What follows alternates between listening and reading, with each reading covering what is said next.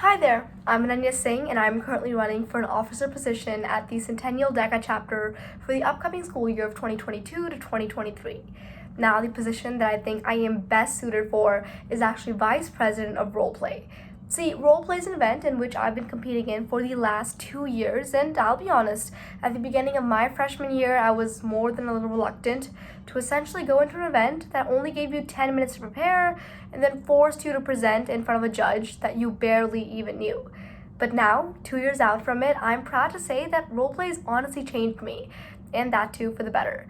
I have learned now not only the basics of how to put together business plans, but have realized the importance of my extemporaneous speaking skills and the applications for this in not only my day-to-day life, but in my professional life and how it will serve me for years to come. And so I believe that Vice President of Roleplay is the best fit for me because I'm excited to teach new kids that are coming into DECA about not only how to understand the business aspects of roleplay, but how to ensure that their public speaking skills and their skills and their interpersonal skills with the judge can stay up to date in order to receive their best results in this event. Now, roleplay goes on far beyond just DECA. After high school, it'll help us not only in college, but also our job endeavors. And so I believe that as a competitor in roleplay and someone that has actively been placing for the last 2 years, I am the best choice to not only help our freshmen understand how roleplay works, but to make sure that they excel at it and make Centennial's DECA chapter even more successful than before.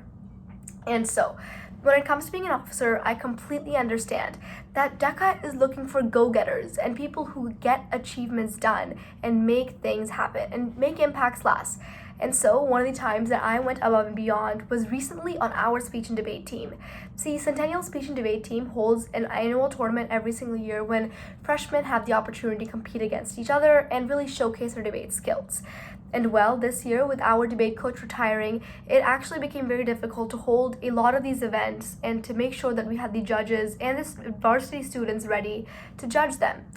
And so instead of just cutting out a large portion of our events and making the freshmen just compete in a smaller section of them, I reached out to the director, who was our assistant coach, Coach Arch, and I talked with the EC or the Executive Council on how Centennial's debate team can actually make sure to allow for all freshmen to have the widest ranges of events possible. I put together meeting times with freshmen and the Executive Council. I helped freshmen sign up for events. I talked to the coach on when mentors can come in and judge the freshmen. And at the end of the day, now on April 20th, the entire speech and debate team will have access to 9 events, when at the beginning of the year, they were only going to have access to 4. This goes on to show that I have the ability and the foresight to look and see what is best for a group of people, and I understand the commitment and management that it takes to get things done. So let's go on to talk about a little bit about my foresight for Centennial DECA. One of my main goals for Centennial DECA this upcoming year is to make sure that students feel ready for their tests. As a role player myself, I understand the importance of making sure that we as DECA members ace our test before our role play competitions, whether it's at district, state, or perhaps even at ICDC. But the issue is that without a lot of practice or mentorship, this test can seem not only daunting, but terrifying. I have first-hand experience of this now 2 times in a row, unfortunately. And so my first goal for DECA next year is to actually implement a system in which children can not only take practice tests, but review them with their vice presidents and other officers in order to feel more prepared for the actual DECA tests for the competition. So one of my goals is to actually implement a system in which members have the opportunity to review and get tutored by officers in their test taking skills, their concepts, and just how they go about acing this exam. And so this goal actually applies to me as well. I find myself preparing for this test at a pretty late start.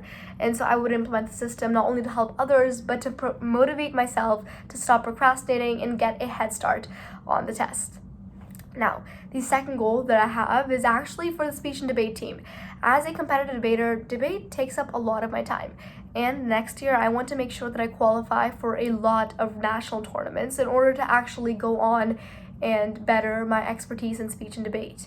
I will do this by practicing more and by attending more tournaments.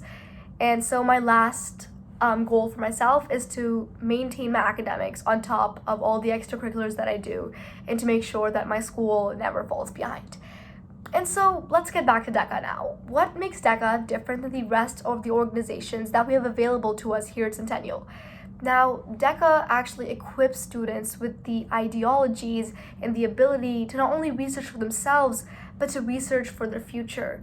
What high school does a lot of times is that when it gives a student it allows a student to be part of a club, they require for it to be regulated by adults, and for the adults to choose what all the students are allowed to do and what all they're not. What sets DECA apart is that it's kind of a free reign. I was allowed to explore business management completely by myself, and to understand why I like it and what I like about it.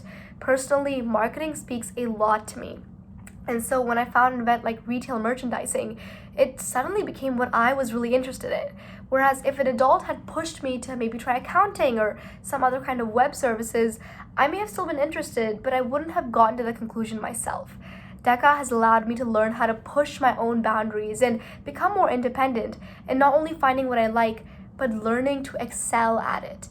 And so this next year, learning to prioritize DECA will be one of my main goals. Considering that I am an active member of the speech and debate community, I compete on a pretty frequent level. But when it comes to figure out how much time I'm willing to give DECA, it's a lot. See, speech and debate has tournaments almost every other Saturday of a month. So if a DECA tournament ever ended up clashing with it, DECA would always take the first priority because of how infrequent they are. Not only that, I have time almost every single day after school to come to any DECA-related meetings, hold workshops, or perhaps even work with freshmen on what they may actually end up needing help with. And so DECA will almost always be a priority for me over speech and debate because the schedules actually work out almost completely perfectly. For speech and debate, qualifying for state almost completely happens between the months of October and January. And we see that most of our DECA competitions starting from districts happen at the end of January, and ICDC takes us through around the end of April. Seeing as my schedules line up almost perfectly, there should be no reason for DECA to ever be a second priority, because it isn't. And so, lastly, let's discuss my leadership style. Communication, in my opinion, is one of the most important things that a leader can do, because at the end of the day, a leader isn't someone that just stands in front of people and I guess tells them what to do, but it should be someone that empowers everybody around them, which is exactly why I believe that the ice cream flavor of cookies and cream does this almost perfectly. See, cookies and cream actually marries and blends both the idea of cookies and cream together to create a fantastic dessert. And that's what I think I as a leader should do. I should be able to work with everyone around me to create something better, and my leadership style reflects exactly that. Communication, empowerment, listening to people, and at the end of the day, delivering something that is just as sweet. So, thank you for interviewing me for an office position for DECA, and I hope you have a great rest of your day.